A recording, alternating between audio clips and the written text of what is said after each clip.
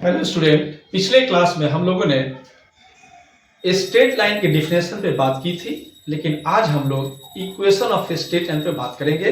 लेकिन उससे पहले हम तीन बातों को समझने की पहले कोशिश करते हैं कि आइडेंटिटीज, इक्वेशन एंड एक्सप्रेशन में क्या डिफरेंस है। फिर हम लोग डिफरेंट फॉर्म में इक्वेशन ऑफ स्ट्रेट लाइन को पढ़ेंगे। क्लियर है? तो हम लोग इधर ध्यान से देखते हैं। क्लियर है? सबसे पहले समझिए आइडेंटिटीज क्या है। आइडेंटिटीज, दूसरा क्या बोले थे? इक्वेशन, और तीसरी बात क्या बताए थे? एक्सप्रेशन। इन तीनों में जो बेसिक डिफरेंस इसको समझ लें, क्योंकि जब तक हम लोग ये समझेंगे नहीं कि इक्वेशन क्या होता है, इक्वेशन कैसे फाइंड करेंगे। इसलिए एक बात याद रखें कि इक्वेशन को समझ लेते हैं, लेकिन उसके बैकग्राउंड पे हेल्प करने के लिए हम लोग आइडेंटिटीज और एक्सप्रेशन को भी थोड़ा समझने की कोशिश करते हैं। जैसे एक छोटी सी बात समझ लें कि आइडेंटिटीज क्या है। तो identities each and every value के लिए सेटिस्फाई होता है। माने आइडेंटिटीज में LHS और RHS हर वैल्यू के लिए जब सेटिस्फाई होने लगे तो वो आइडेंटिटीज होता है। लेकिन इक्वेशन क्या है? किसी खास वैल्यू के लिए वो LHS इक्वल टू RHS होता है, हर वैल्यू के लिए सेटिस्फाई नहीं होता है तो वो इक्वेशन होता है। लेकिन एक्सप्रेशन क्या है? एक्सप्रेशन है कि ये किसी से कंपेयर नहीं होता, सिर्फ अपने आप में कुछ दिखाता है। लेकिन जैसे कोई कहे कि मैं सबसे इंटेलिजेंट हूं, तो ये कोई वर्ड नहीं है, ये सिर्फ एक्सप्रेशन है। क्यों? क्योंकि जब किसी से कंपेयर करते हैं तब पता चलता है कि वो किसी से इंटेलिजेंट है या नहीं है। ठीक है ना? तो विदाउट एनी कंपेयरिंग आप अपने आप को अगर बड़ा छोटा जो भी बनना चाहते हैं बनते हैं, तो वो सिर्फ एक्सप्रेशन है। ठीक है? बट किसी से कंपेयर करें और किसी खास वैल्यू के लिए दोनों एक दूसरे के इक्वल हो जाए तो उसका नाम इक्वेशन होता है। और ईच एंड एवरी वैल्यू के लिए जब वो इक्वल होने लगे तो उसका नाम आइडेंटिटीज होता है। जैसे आप और आपके पेरेंट्स के बीच में आइडेंटिटीज का रिलेशन है, क्योंकि वो अच्छे हो बुरे हो जैसे भी हो, लेकिन वो रिश्ता खत्म नहीं होता। बात समझ में आ रही है? बाप अगर आपको बहुत ही नीचे निगाह से भी देखे, घर से बाहर कर दे, तो भी कहा जाएगा कि फादर ने ही घर से बाहर किया है। लेकिन अगर कोई आपका दोस्त है, ठीक है, तो किसी खास वैल्यू के लिए वो रिलेशन है। लेकिन अगर कोई दोस्त बहुत बुरा हरकत आपके साथ करे तो वो दोस्त रहेगा नहीं। क्यों? क्योंकि दोस्त किसी सर्टेन वैल्यू के लिए एक दूसरे को सपोर्ट करता है। ठीक है ना? तो जब सर्टेन वैल्यू के लिए सपोर्ट करेगा तो उसी का नाम इक्वेशन होगा। ठीक है? और कोई किसी से कंपेयर नहीं करता हो और सिर्फ खड़ा होकर कहता हो कि I am the best without any test, that means it is a expression. इतना बात समझ में आ गया? फॉर एग्जांपल में थोड़ा सा और लेते हैं हम लोग, है ना? जैसे मान लो लिखा हुआ है x square plus y square equal to 1। ठीक है? ये दिखने में लग रहा है कि इक्वेशन ऑफ सर्कल है। ठीक है? लेकिन x square plus y square equal to 1 जो है, ये x और y के किसी खास वैल्यू के लिए क्या है? ये वैलिड है। हर वैल्यू के लिए वैलिड नहीं होगा। जैसे आप मान लो कि x का वैल्यू 0 पुट कर देते हैं तो y का वैल्यू कितना हो जाएगा? Plus minus 1। ठीक है? अगर x का वैल्यू 1 पुट कर देते हैं तो y का वैल्यू क्या हो जाएगा? 0 हो जाएगा। क्लियर है? इतना समझ आ रहा है? लेकिन ऐसा नहीं कि x का वैल्यू 1 पुट करें और y का वैल्यू कुछ भी पुट करें तो ये इक्वल हो जाएगा। नहीं, किसी खास वैल्यू के लिए इक्वल होगा, है ना? तो जब किसी खास वैल्यू के लिए कंपेयर करने पर इक्वल होता है LHS और RHS, तो इसका नाम इक्वेशन है। लेकिन कहीं लिखा रहे sine square theta plus cos square theta equal to 1, तो ये आइडेंटिटीज है। क्यों? क्योंकि चाहे दुनिया का जो भी एंगल हो इसमें आप पुट करके देख ले, हर वैल्यू इसमें पुट करने पर एंगल का इसको इक्वल कर देगा। किसके? 1 के। तो each and every value will satisfy this equal to this 1। ठीक है ना? That means it is a identities. और कहीं पर सिर्फ यूं ही लिख के छोड़ दिया जाए कि x plus y equal to कुछ नहीं लिखा जाए, सिर्फ x प्लस वाई लिखा रहे, इसका मतलब ये हुआ कि ये एक्सप्रेस तो किया गया लेकिन कंपेयर नहीं किया गया, और जब कंपेयर नहीं किया गया इसका मतलब ये इक्वेशन नहीं बना। तो एक बात का पता चला कि इक्वेशन बनाने के लिए दो चीज का होना जरूरी है, और उसी पर आज हम लोग फोकस करेंगे। ठीक है, एक उसमें वेरिएबल का होना जरूरी है, एक्स वाई जो भी हो वेरिएबल होना जरूरी है। वो एक वेरिएबल भी हो सकता है, दो वेरिएबल हो सकता है। क्लियर है यहां तक? और दूसरी बात, वो किसी से कंपेयर करके इक्वेट किया जाता हो, माने किसी से कंपेयर उसका किया जरूर जाता हो। जब तक उसको किसी से इक्वेट या कंपेयर नहीं करते हैं तब तक इक्वेशन नहीं बनता है। जैसे यहां वेरिएबल तो है x plus y, but it is not comparing with any number, so it is a what, not a equation, it is only expression. But यहां भी x और y था, लेकिन इसको किसी से क्या किए हम लोग, इक्वेट करके दिखाए हैं। या इनइक्वालिटीज में भी हो सकता है ऐसा, है ना, लेकिन किसी न किसी से कंपेयर करना पड़ता है, तो इसका नाम इक्वेशन हो जाता है। और हर वैल्यू को पुट करने पर LHS इक्वल टू RHS होने लगे तो इसका नाम आइडेंटिटीज होता है। तो आई होप आपका ये कॉन्सेप्ट क्लियर हो गया होगा। तो अब हम लोग आगे की ओर बढ़ेंगे, किसके लिए, इक्वेशन ऑफ स्ट्रेट लाइन के लिए। और इस बात को याद रखिएगा कि इक्वेशन की क्या जरूरत है, उस जरूरत को हम लोग वहां चेक करेंगे और उसी को कंपेयर कर देंगे, तो इजीली हमें इक्वेशन ऑफ जो जिसका भी इक्वेशन निकालना चाहेंगे वो हमें मिल जाएगा। क्लियर है? तो यहां तक अपना नोट कर लीजिए। तो हम लोग अब देखेंगे equation of straight line different form में। यानी पहला फॉर्म हम देखते हैं कि अगर आपको किसी लाइन का स्लोप मालूम हो और एक पॉइंट मालूम हो, यानी जिस पॉइंट से वो पास कर रहा है वो आपको मालूम हो और उसका स्लोप मालूम हो, तो आप इक्वेशन कैसे फाइंड करेंगे, इसी को हम लोग अभी देखेंगे। क्लियर? मान लीजिए कोई एक लाइन है,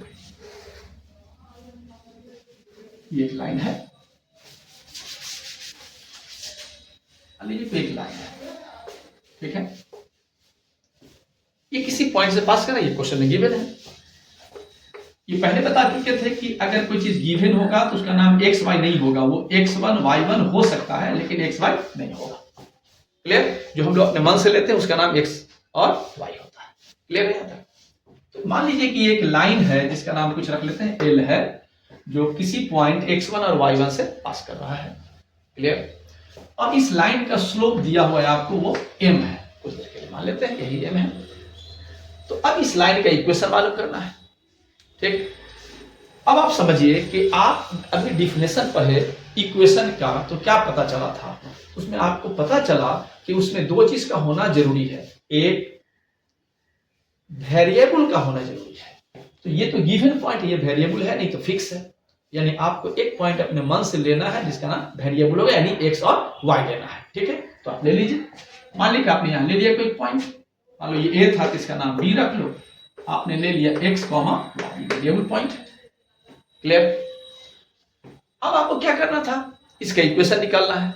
तो वेरिएबल अवेलेबल है, अब क्या करना होगा इक्वेशन बनाने के लिए, तो इसको किसी न किसी से कंपेयर करना पड़ेगा। तो कंपेयर करें किसके, जो आपको गिवन होगा। तो गिवन क्या था आपको, ये स्लोप गिवन था, और ये दोनों पॉइंट के हेल्प से भी आप स्लोप फाइंड कर सकते हैं। दैट मींस एक बार इस पॉइंट से स्लोप मालूम करें और एक बार गिवन स्लोप को उससे कंपेयर कर दें, इसी से हमारा इक्वेशन बन जाएगा। तो बहुत इजी बात थी। हाँ, तो देखते हैं क्या हो जाएगा, है ना। पहले स्लोप ऑफ ए बी यानी स्लोप ऑफ एल, तो स्लोप ऑफ एल क्या होगा बोलिए, ये हो जाएगा y minus y1 by x minus x y, ये स्लोप हो गया। क्लियर है? और स्लोप ऑफ एल ऑलरेडी दिया हुआ था कितना, m, यानी इक्वल टू m लिख सकते हैं। ठीक है, तो वेरिएबल इसमें है और ये कंपेयर m से हो गया, इसका मतलब ये इक्वेशन हो गया। यही इक्वेशन ऑफ स्ट्रेट लाइन हो गया। कब? जब आपको एक पॉइंट मालूम हो जहां से लाइन पास करता है और उस लाइन का स्लोप मालूम हो। अब इसको चाहे तो आप ऐसे भी लिख सकते हैं, y minus y1 equal to m into x minus x. Is it clear? है ना। तो ये आपका क्या क्लियर हो गया कि अगर आपको एक पॉइंट और उस लाइन का स्लोप मालूम हो तो आप इजीली उस लाइन का इक्वेशन फाइंड कर सकते हैं। दैट मीन्स उसका इक्वेशन होगा y minus y1 is equal to m into x minus x1 bracket में लेकर के। क्लियर है यहां तक? तो इतना नोट कर लीजिए। क्लियर?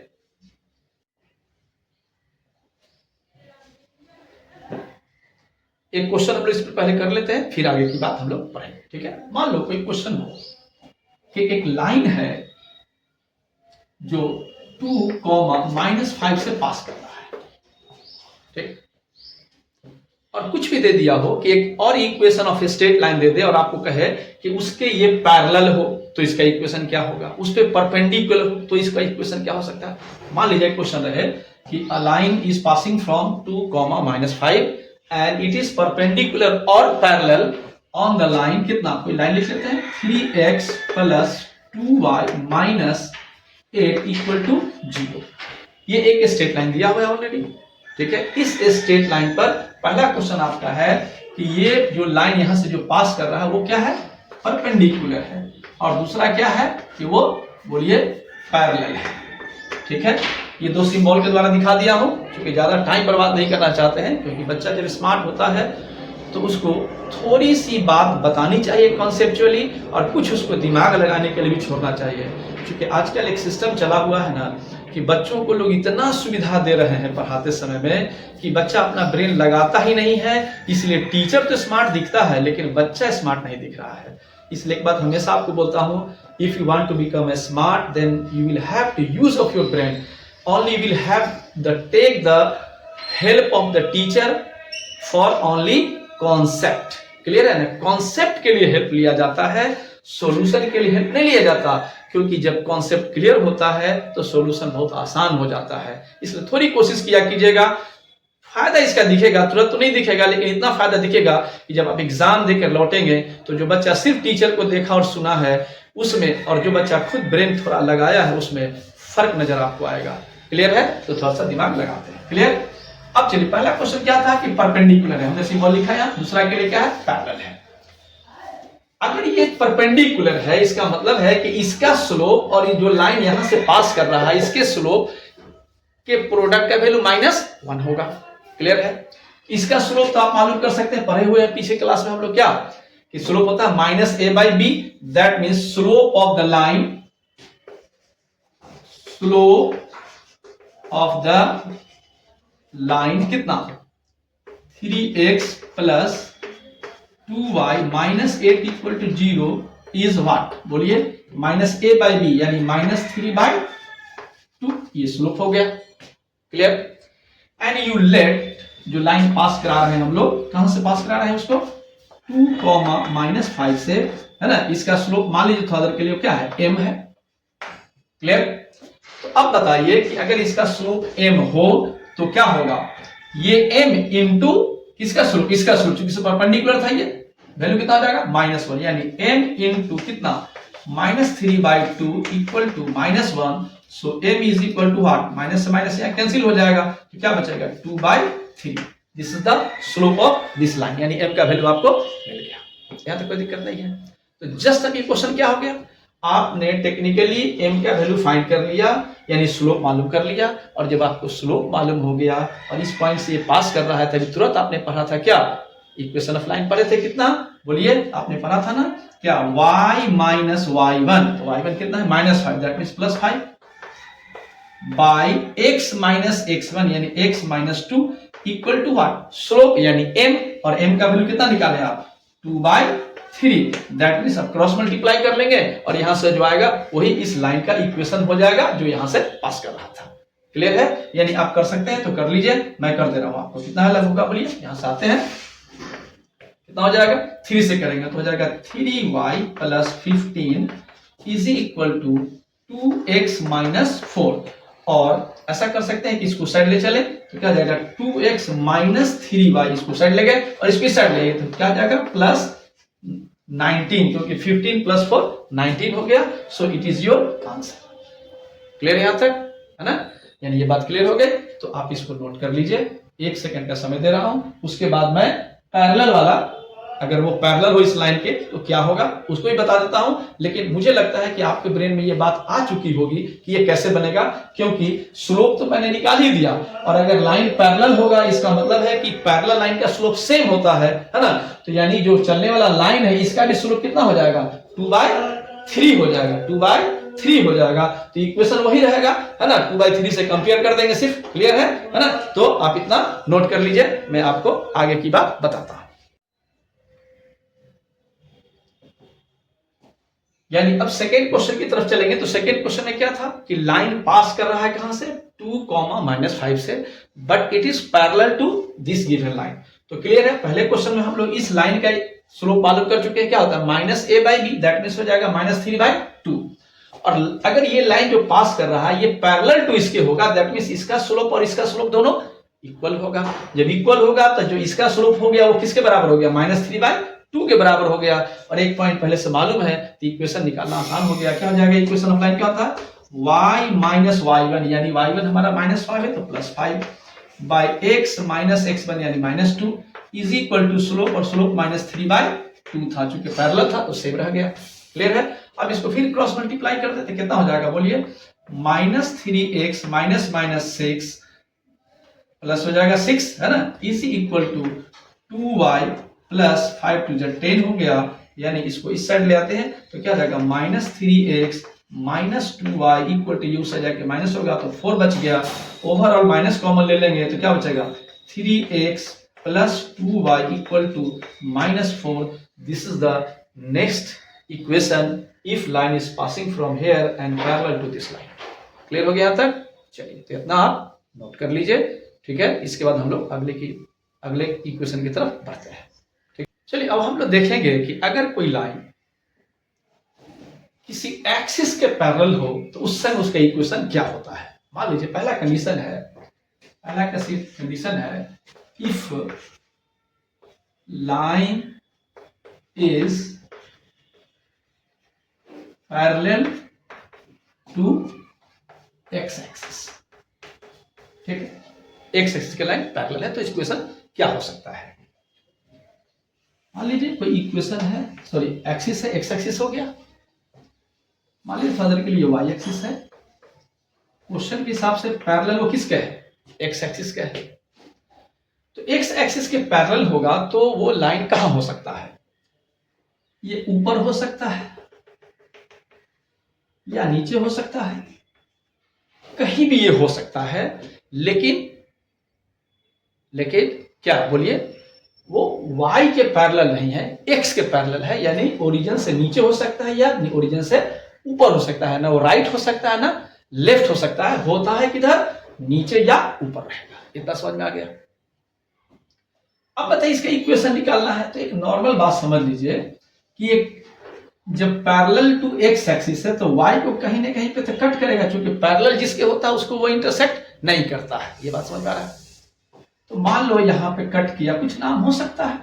क्या नाम हो सकता है, ये ओरिजिन है, इसका मतलब हुआ कि इसमें x का वैल्यू कितना होगा, बोलिए y तो कुछ ना कुछ दिख रहा है, x 0 यानी 0, कुछ भी रख ले आप, क्या रख सकते हैं y 1 रख लेते हैं, ठीक है। और बनाना इक्वेशन है तो खुद अपने मन से एक पॉइंट तो आप लेंगे कहीं ना कहीं पे जिसका नाम x, y रहेगा, ठीक है। और जब भी कोई लाइन x के पैरेलल होगा तो उसका स्लोप 0 होगा। क्यों?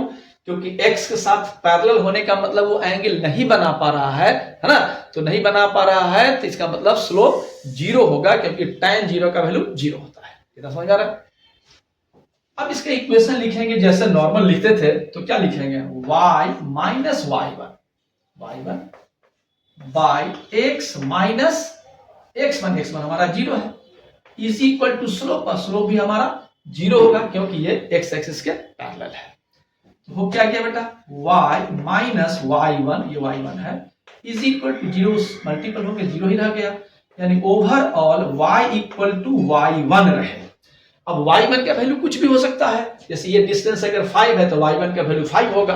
क्लियर है। उसी तरह से अगर नीचे से सोचेंगे तो ये y1 अगर ये होता तो y1 का वैल्यू नीचे -5 हो सकता था, -2 हो सकता था, तो जो रहेगा वो इक्वल होगा। यानी y इक्वल टू जितना y का डिस्टेंस है उससे कंपेयर कर देंगे तो लाइन का इक्वेशन मिल जाएगा जो लाइन x एक्सिस के पैरेलल है। यहां तक बात समझ में आ गई, ठीक है। यानी अगर नीचे होता तो क्या होता, y1 ही होता, y1 का वैल्यू चेंज कर जाता, निगेटिव होता, और ये ऊपर है तो y1 का वैल्यू पॉजिटिव है, लेकिन रहता वही बात कब, जब वो x के पैरेलल होता है। कितना समझ में आ गया, तो इतना नोट कर लीजिए। इसी तरह से मान लीजिए कि आपको रहे किसके पैरेलल है, y के पैरेलल है कोई लाइन, ठीक है, y एक्सिस के पैरेलल है, खींच ली। ये राइट साइड होगा लाइन या लेफ्ट साइड होगा, ठीक है, लेकिन पैरेलल टू y एक्सिस ही होगा, क्लियर है। तो जब भी कोई लाइन y के पैरेलल होगा इसका मतलब वो x एक्सिस को इंटरसेक्ट तो कर सकता है लेकिन y को इंटरसेक्ट नहीं करेगा। तो मान लीजिए x को किया तो इसमें x का कुछ ना कुछ डिस्टेंस तो होगा, मान लीजिए वो x 1 है और y क्या होगा, x एक्सिस पर y 0 होता है, 0 हो गया। और बनाना इसका इक्वेशन है तो फिर पॉइंट अपने मन से आप लेते हैं x और y, क्योंकि वेरिएबल लेना है इक्वेशन के लिए, ठीक है। तो अब बताइए इन दोनों पॉइंट के हेल्प से स्लोप मालूम कर सकते हैं, तो कितना हो जाएगा, इक्वेशन निकालना हो तो स्लोप कितना हो जाएगा इसका, ये होगा y माइनस y1, तो y1 कितना है वहां 0 है तो 0 लिख लें direct, by x minus x1, यहाँ x1 का वैल्यू है, इज इक्वल टू स्लोप। और आप जानते हैं कि जब भी कोई लाइन y के पैरेलल होता है तो उसका स्लोप इनफाइनाइट होता है, क्लियर है। तो आप लिख सकते हैं कितना, फाइनाइट, क्लियर।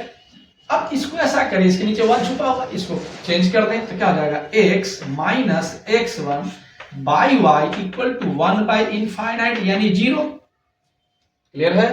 और x minus x1 equal to, ये उस साइड जाके से मल्टीपल होकर 0 हो गया, ओवरऑल यहां भी रिजल्ट क्या हुआ, x इक्वल टू x1, जिसमें x1 का वैल्यू अगर इस साइड है तो पॉजिटिव होगा और अगर इस साइड लिए होते x1 तो इसका वैल्यू निगेटिव होता, रिजल्ट निगेटिव होता, नाम उसका x1 ही होता है ना, क्योंकि वेरिएबल है तो उसका नाम कुछ भी रख सकते हैं, है ना।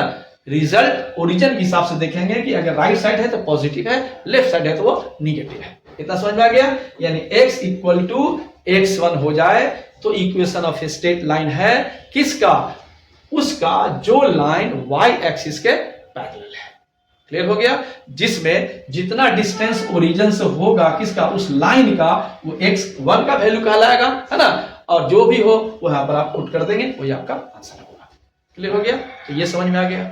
अब एक बात और समझिए, कभी कभी ऐसा हो सकता था, इससे पता चल जाएगा आपको कि क्वेश्चन कहता कि एक लाइन का इक्वेशन मालूम कीजिए जो y एक्सिस पर कोइंसाइड कर रहा है, किस पर कोइंसाइड कर रहा है, y एक्सिस पर। तो जब y एक्सिस पर कोइंसाइड कर रहा है यानी वो पैरेलल टू y एक्सिस है लेकिन बीच का डिफरेंस 0 है, ठीक है। तो अभी हम लोग क्या कर रहे थे, जब y के पैरेलल कोई लाइन था तो आप क्या लिख रहे थे, y इक्वल टू y1 लिख रहे थे, और y1 क्या था बेटा, सॉरी इसमें क्या लिख रहे थे, x इक्वल टू x1 लिख रहे थे, और x1 क्या था, जो ओरिजिन से इस लाइन का डिस्टेंस था वो लिख रहे थे। अब ये लाइन अगर इस पर कोइंसाइड कर गया तो इसके बीच का डिस्टेंस कितना हो जाएगा, 0 हो जाएगा। यानी अगर आप x इक्वल टू 0 लिख दें तो समझ जाइए कि एक लाइन का इक्वेशन है जो किस पे कोइंसाइड किया हुआ है, y एक्सिस पे कोइंसाइड किया हुआ है, क्लियर है। सेम उसी तरह से अगर कोई लाइन किस पर, x एक्सिस पे कोइंसाइड करेगा तो इस कंडीशन में इक्वेशन क्या था आपका, ये ना था y इक्वल टू y1 था, और इस पर कोइंसाइड कर गया, इसका मतलब ये जो डिस्टेंस बीच में y1 था वो 0 हो गया है, यानी y इक्वल टू 0 लिखा रहे तो समझ जाइएगा कि ये लाइन जो है किस पे कोइंसाइड कर रहा है, x एक्सिस पर, y इक्वल टू 0। ये एक इक्वेशन है स्ट्रेट लाइन का जो किस पे, x एक्सिस पर कोइंसाइड कर रहा है, और x इक्वल टू 0 अगर लिखा रहे तो ये भी इक्वेशन ऑफ स्ट्रेट लाइन है जो y एक्सिस पर कोइंसाइड कर रहा है। इतना बात आपको समझ में आ गया होगा, तो इतना नोट कर लीजिए। तो पहले इसका वैल्यू हम लोग निकालते हैं, यानी पहले पॉजिटिव को लेकर चलते हैं फिर नेगेटिव से हम लोग काम करेंगे ना। यानी क्या जाए, 1045 1 हो गया, यानी 1 इक्वल टू आप क्या लिख सकते हैं बोलिए, 4m2 माइनस 3 बाई कितना, 4 प्लस 3m2, क्रॉस मल्टीप्लाई करेंगे तो इसको इधर ले आइए, कितना हो जाएगा, 4 plus 3m2 equal to 4m2 minus 3, overall 4 plus 3 इसको इधर लाते हैं is equal to 4m2 minus 3m2, minus हो गया जाकर के, यानी 7 इक्वल टू कितना, m2। सो इसका वैल्यू मालूम हो गया जो m2 है, तो अब इसका इक्वेशन निकाल लेते हैं। इक्वेशन निकालने का क्या तरीका होगा, है ना, y माइनस y1, तो y1 कितना है, पास कहां से कर रहा था, जीरो जीरो से, तो y भी zero by x minus x यानी जीरो इक्वल टू स्लोप यानी 7। अब इसको सॉल्व कर देंगे तो क्या हो जाएगा, y by x equal to 7, so y equal to 7x is your, बोलिए, equation of this diagonal. Clear हो गया, यहां तक समझ में आ गया। अब एक बात और भी है कि इसमें माइनस से वैल्यू होता है तो उससे दूसरे डायगोनल का वैल्यू निकलेगा। तो एक बार हम लोग क्या करते हैं कि माइनस लेकर चलेंगे यहाँ पे और उससे सॉल्व करके देखते हैं, उसका m का वैल्यू कुछ अलग आएगा, उससे हम लोग दूसरे डायगोनल का वैल्यू निकाल लेंगे। क्लियर है, तो इतना आप नोट कर लीजिए।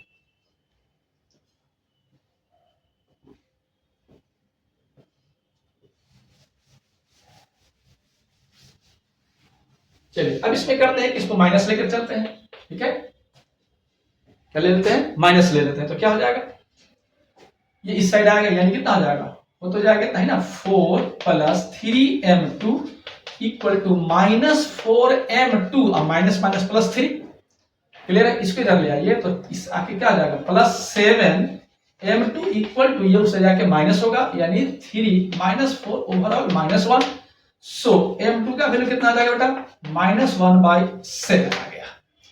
यानी हमारा स्लोप मालूम हो गया कितना, -1/7। ठीक है, और इस स्लोप की हेल्प से हम लोग यहां से जो दूसरा डायगोनल पास करता है इसका इक्वेशन फॉलो कर सकते हैं। यानी क्या लिखेंगे, y माइनस वाई मतलब जीरो ही है, बाई x माइनस x वो भी जीरो है, इक्वल टू -1/7। और इसको क्रॉस मल्टीप्लाई कर देंगे तो कितना हो जाएगा, 7y इक्वल टू कितना, -x ओवरऑल, x इधर ले आएंगे तो 7y plus x equal to 0। ये भी एक इक्वेशन हुआ उसके दूसरे डायगोनल का। ठीक है ना, तो आप अच्छी तरह समझ गए होंगे, है ना।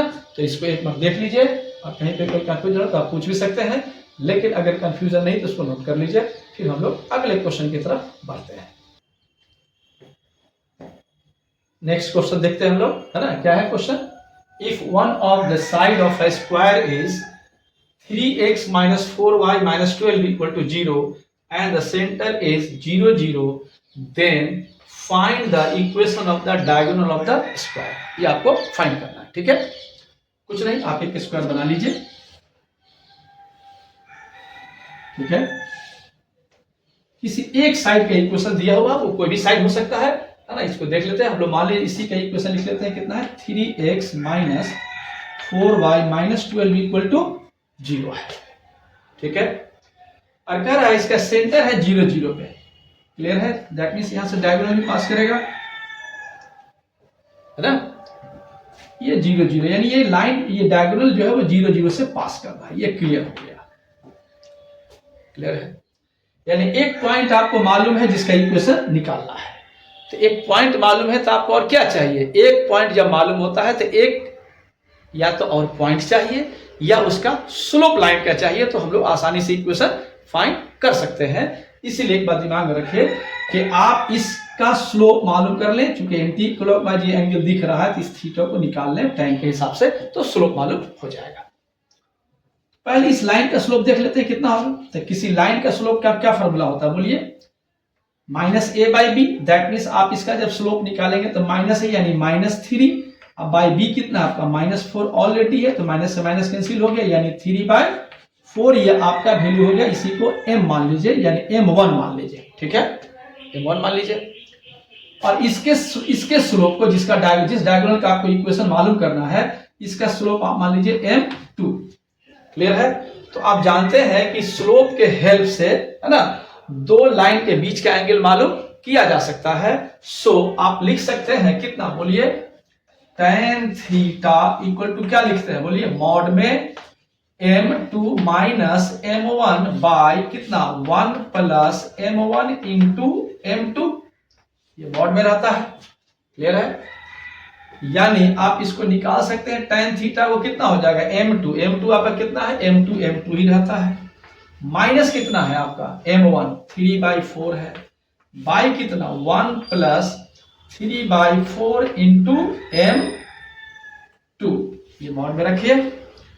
रिजल्ट कितना होगा ओवरऑल, देखिए, इसका एलसीएम तो 4 ही होगा, तो कितना हो जाएगा, 4m माइनस 3 बाई, यहां भी तो मल्टीपल करेंगे तो बाई में 4 ही रहेगा, तो एलसीएम 4 ही होगा इसका। या कितना हो जाएगा 4 प्लस कितना 3m2। ये वैल्यू जो है किसका है, ये tan थीटा का है, जो कि स्लोप कहलाएगा किसका। क्लियर है, समझ में आ रहा है। अब बताइए कि इसमें 4 कैंसिल हो जाएगा, ठीक है, ये तो समझ आ रहा है आपको।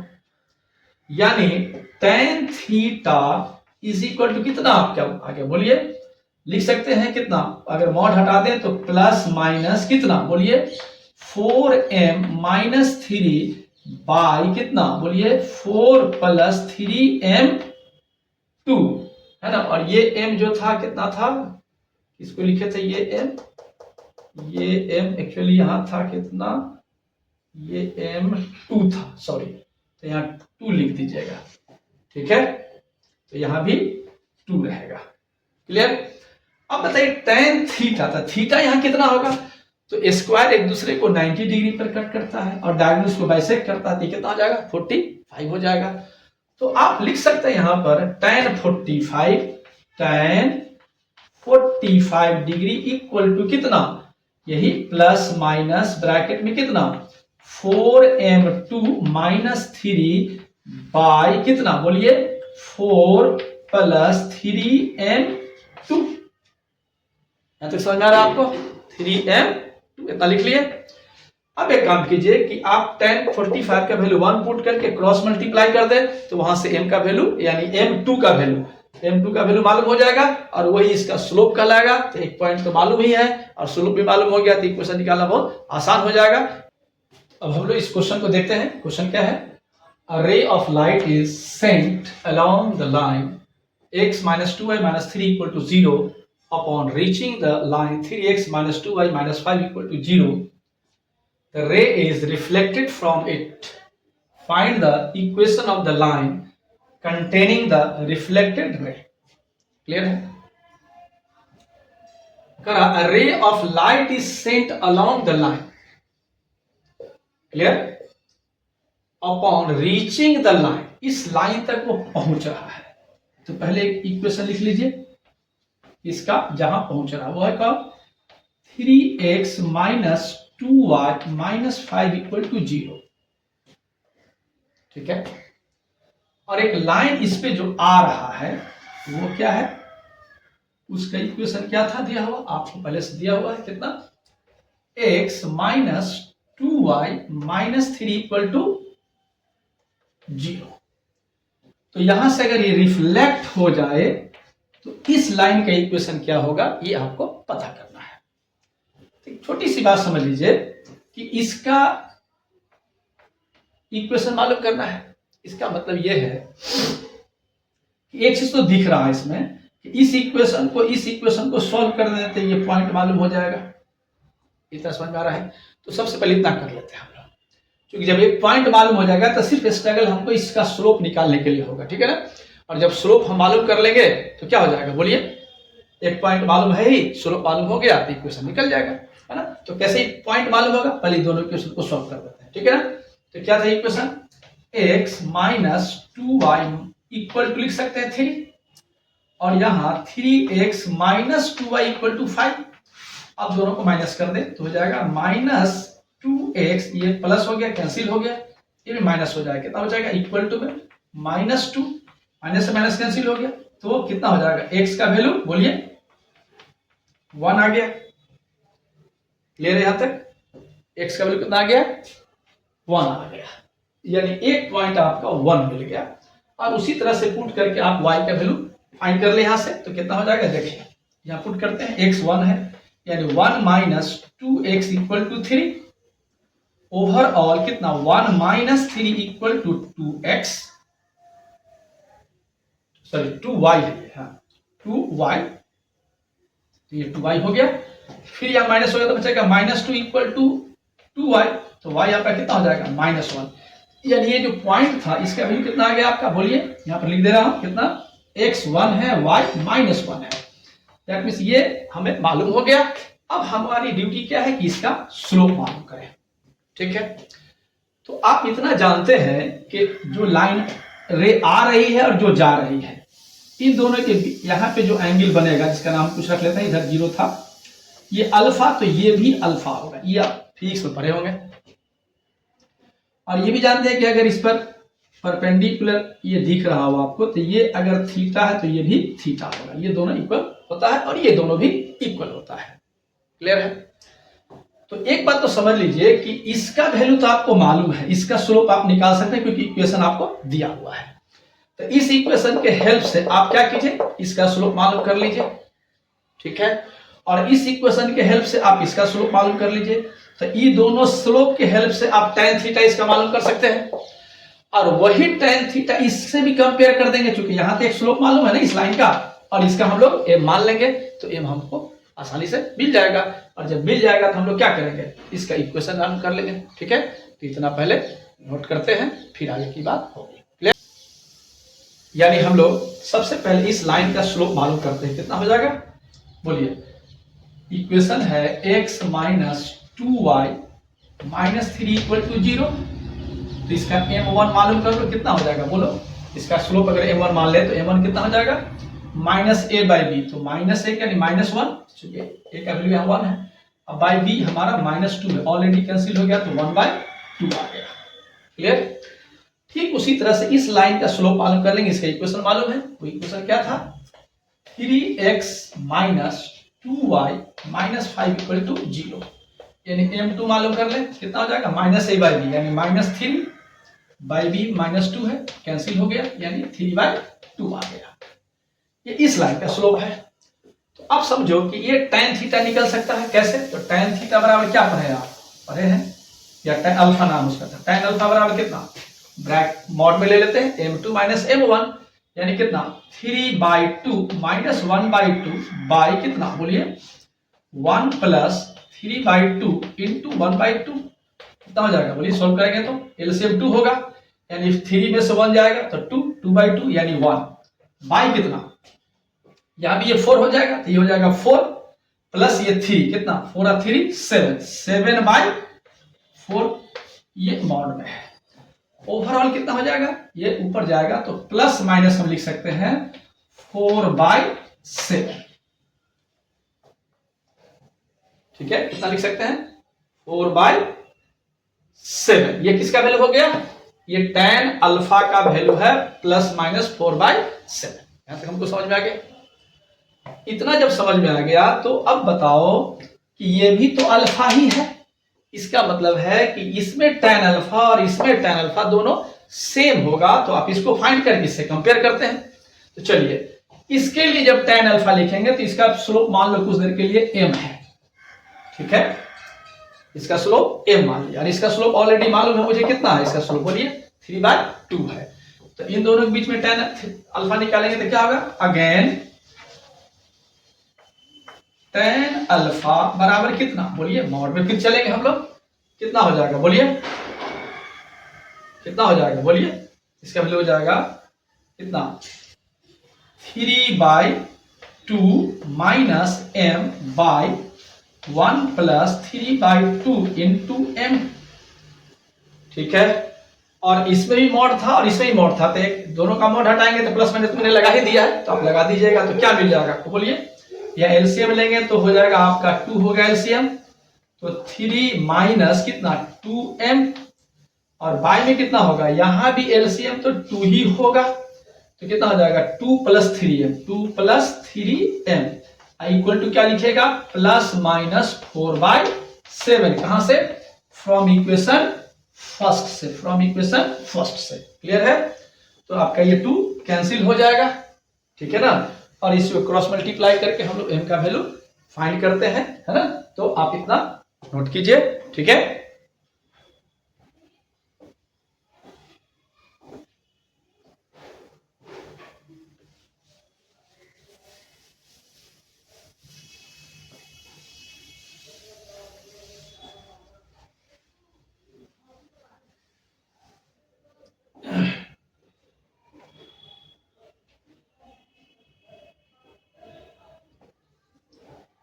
यानी हम लिख सकते हैं कितना बोलिए, लिख सकते हैं 3 minus 2m by 2 plus 3m equal two plus ले लेते हैं पहले 4/7 क्रॉस मल्टीप्लाई करें तो 21 minus 14m equal to 8 plus 12m। Clear है? यानी 21 minus 8 equal to 12m plus 14m। Overall कितना हो जाएगा? ये 6, ये तो 26m। यहां कितना माइनस होकर बचेगा बोलिए? 30 इक्वल टू 26m। तो m इक्वल टू कितना? 1/2 हो जाएगा। ये बाई में आएगा तो अब बताइए इसका स्लोप तो ऑलरेडी 1/2 गिवन था। इसका मतलब है कि ये स्लोप इसमें एक्सेप्ट नहीं होगा, क्योंकि दोनों लाइन का स्लोप अलग अलग है और इसका 1/2 है तो इसका भी 1/2 नहीं होगा। इसका मतलब है कि पॉजिटिव लेकर चले थे, उससे वैल्यू क्लियर नहीं होगा, तो हम लोग माइनस वाले को एक्सेप्ट कर लेते हैं, वहां से देखते हैं कितना वैल्यू आता है। क्लियर है?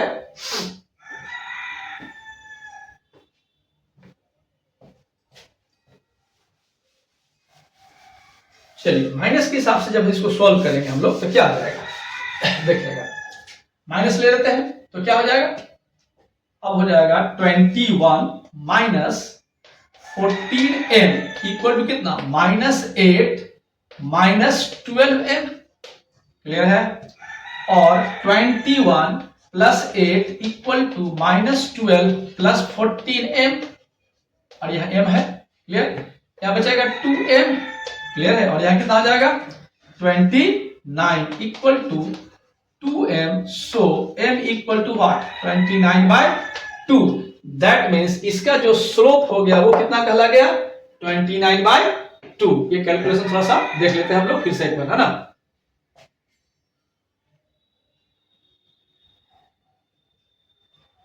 ठीक है, इधर के प्लस हो जाएगा, ये उस साइड के प्लस हो जाएगा। ठीक है, तो अब आसानी से आप इक्वेशन मालूम कर सकते हैं। तो कैसे करेंगे? इक्वेशन निकालता हूं यहां पर, है ना? क्या हो जाएगा इक्वेशन बोलिए? y माइनस y1 यानी पॉइंट क्या था यहाँ? -1, तो +1 हो गया, बाई x माइनस x1 यानी यहाँ +1 था तो माइनस रह गया, इक्वल टू स्लोप। और स्लोप आप कितना निकाले हैं बोलिए? 29/2। अब इसी को क्रॉस मल्टीप्लाई कर देंगे तो हमारा रिजल्ट आ जाएगा। यहां तक बात समझ में आ रही है ना? तो इसको एक बार नोट कर लेते हैं। ठीक है, करें क्रॉस मल्टीप्लाई। ठीक है,